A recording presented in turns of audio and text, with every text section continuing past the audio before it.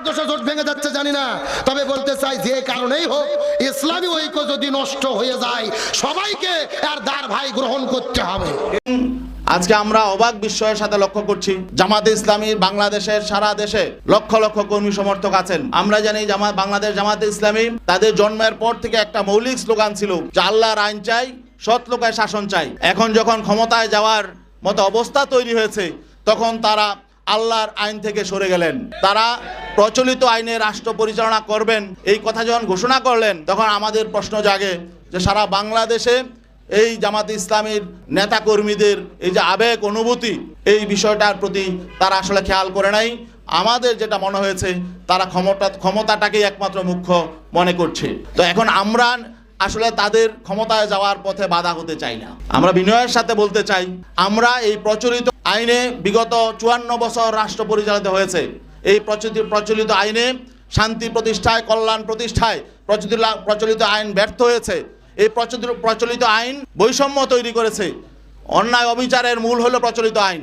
অতএব আমরা তো সবসময় বলে আসছি প্রচলিত আইন পরিবর্তন করে সেখানে আল্লাহর দেয়া আইন এবং ইসলামের সুমহান আইন যেটা সকলের জন্য সমান এবং ধর্মবর্ণ নির্বিশেষে সকলের অধিকার প্রতিষ্ঠা করবে, আমরা তো সেই আইন প্রতিষ্ঠার জন্যই আন্দোলন করি। এখন শেষ মুহূর্তে যদি আমরা দেখি প্রধান যে রাজনৈতিক শক্তি আমাদের সহযোগী শক্তি ছিলেন তারা যখন নাকি বলছেন যে না, তারা সে আল্লাহর আইনের পথে চলবেন না, বরং প্রচলিত আইনেই তারা রাষ্ট্র পরিচালনা করবেন, তখন আমরা তাদের সহযোগী হওয়ার জন্য আমরা প্রস্তুত নই। কি বুঝলে ভাই, 11 দলীয় মহাজোট, রাসূল হাদিসে বলেছেন 3 জন ব্যক্তি একসাথে থাকলে অন্তত একটা আমির থাকা বাধ্যতামূলক। আর 11 জন মিলে দল করছে, কোন আমির নাই, কারো নেতৃত্বে না, বলতেছে না কারো নেতৃত্ব মানব না। কেরে নেতৃত্ব ছাড়া কোনো কিছু হয়? 3 জনের মতো নেতা লাগে। ভোট একটা যুদ্ধ, অত সারা যুদ্ধ করতে যাচ্ছে নেতা ছাড়া। আল্লাহ তাআলা সঠিক বুঝ দান করুক বলে আমিন।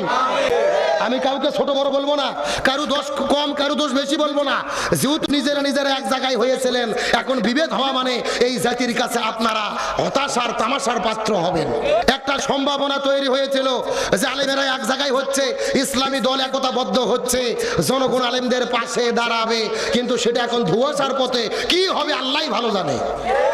এখনো ক্ষমতা যায়নি, ভোটে হয়নি, ইসলামী দল আলোচনা শুরু করছে প্রধানমন্ত্রী কে হবে, রাষ্ট্রপতি কে হবে। কে আরে আহম্মক, নির্বাচনে হলো না, ভোটে হলো না, তোমরা ক্ষমতাই পাইলে না, এখনই কে রাষ্ট্রপতি কে প্রধানমন্ত্রী, এটা নিয়ে গন্ডগোল করে ঐক্য নষ্ট হয়ে যাচ্ছে। এদের চাইতে আহম্মক আর কিছু থাকতে পারে না। জাতির কাছে প্রশ্নবিদ্ধ হবেন, জনগণ ডাইরেক্ট বলবে তোমরা হুজুররা গুতগুতি করে আলাদা হলে মিল হতে পারলে না, আমরা তোমাদের সাথে কেমনে থাকবো। এই জন্য আলেমে ইসলামী দলগুলো ঐক্যবদ্ধ থাকা বড় জরুরি। আল্লাহ বলেছেন ওয়াতাসিমু বিহাবলিল্লাহি জামিআন ওয়া লা তাফাররাকু, তোমরা এক জায়গাতে হও। কার কথা? এই জন্য এখন অনুরোধ করে বলি আলেমদেরকে, ইসলামী দলদেরকে আর বিভেদ করেন না, এক জায়গায় হয়ে যান। আপনারা বিভেদ করলে এই জাতি আর আপনাদের ক্ষমা করবে না। আসেন তাহলে বলতেছিলাম, শান্তির জন্য কি লাগবে? যাকাত কায়েমের জন্য কিসের আইন লাগবে? একটা উদাহরণ দেই, ভালো করে বোঝেন, আর বেশি কষ্ট দেব না।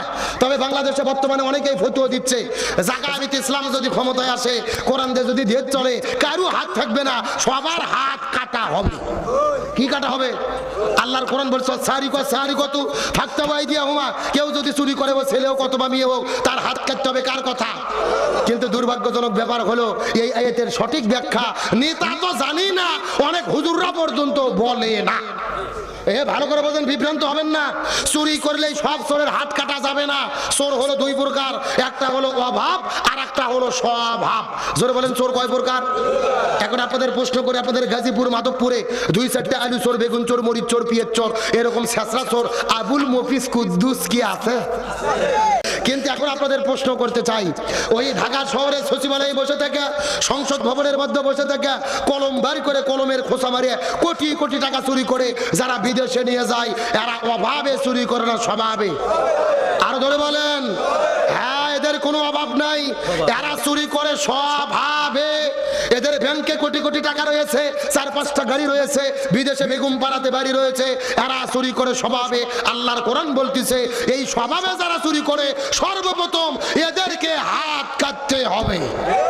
আজকে বাংলাদেশের এক সচিবকে ধরে, এক এমপি মন্ত্রীকে ধরে চুরি করার অপরাধে প্রকাশ্য দেবা আলোকে যদি হাত কাটা হতো আর সব টেলিভিশনের ভেতরে লাইভ সম্প্রচার করা হতো, এক চোরের হাত কাটলে এই বাংলাদেশের 60 লক্ষ সরকারি চাকরিজীবীরা এমনিতেই তওবা করে ভালো হতে বাধ্য হতো। চোর, বেগুন চোর, মরিচ চোর, পিয়ের চোর, এরকম ছেঁচড়া চোর আবুল মফিজ কুদ্দুস কি আছে? আছে? আচ্ছা বলেন তো, এরা অভাবে চুরি করে না স্বভাবে? হ্যাঁ, ভালো করে বলছেন, স্বভাব নয়, অভাব। বাজার করার টাকা নাই, পেটের মধ্যে ভাত নাই, শরীরে শীতের পোশাক নাই, অভাবত পরে সেজনাল চুরি করে। আল্লাহ বলতেছে অভাবে পরে যারা চুরি করবে এদের হাত কাটা যাবে না। এদেরকে সর্বপ্রথম রাষ্ট্রের পক্ষ থেকে 5টা বিষয়ের গ্যারান্টি দিতে হবে।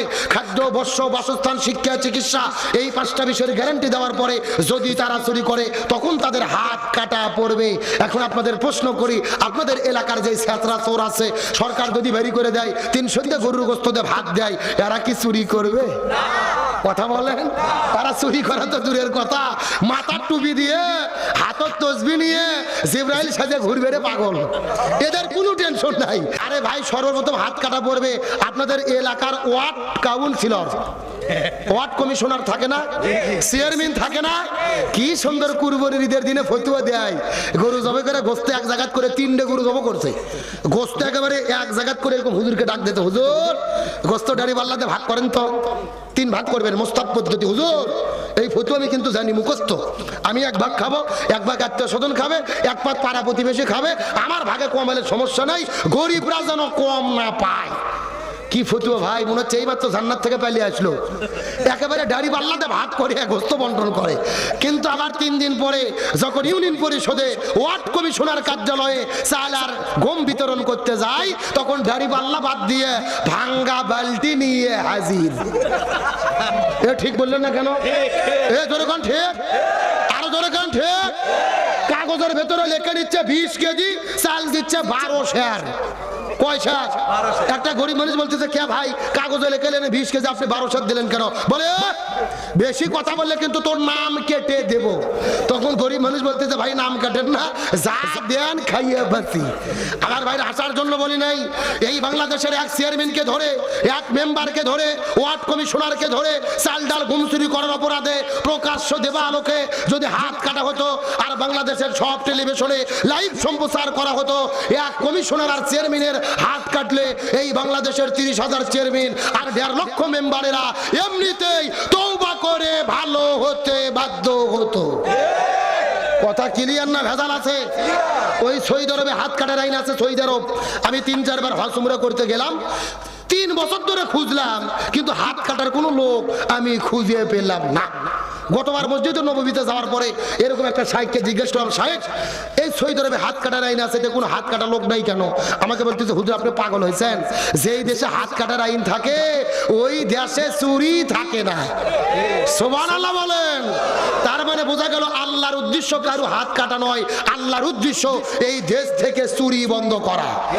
আল্লাহর উদ্দেশ্য মানুষ হত্যা করা নয় পাথর মেরে, আল্লাহর উদ্দেশ্য এই জমিন থেকে জিনা ব্যভিচার বন্ধ করা।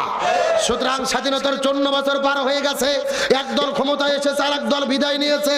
বাবার নীতিতে দেশ চলেছে, স্বামীর নীতিতে দেশ চলেছে, চাচার নীতিতে দেশ চলেছে, কারো নীতি শান্তি দিতে পারে নাই। তার মানে বোঝা গেল বাংলাদেশে শান্তি যদি কায়েম করতে চাই, আগামীতে কোরআনের নীতি বাংলাদেশে কায়েম করতে হবে। সুতরাং আগামীর বাংলাদেশে চুরি, ডাকাতি, ধর্ষণ, ব্যভিচার, রাহাজানি বন্ধ করে সুখী, সমৃদ্ধ, ইনসাফপূর্ণ, কল্যাণকামী একটা রাষ্ট্র গঠনের জন্য কোরআন দিয়ে বাংলাদেশ চলুক, এটাকে আমরা চাই। কারা কারা চাই? দুটো হাত আল্লাহকে তুলে দেখান। আল্লাহু তাকবীর, আল্লাহু তাকবীর। আল কোরআনের আলো, আল হাদিসের আলো, সংসদে চালো, আল কোরআনের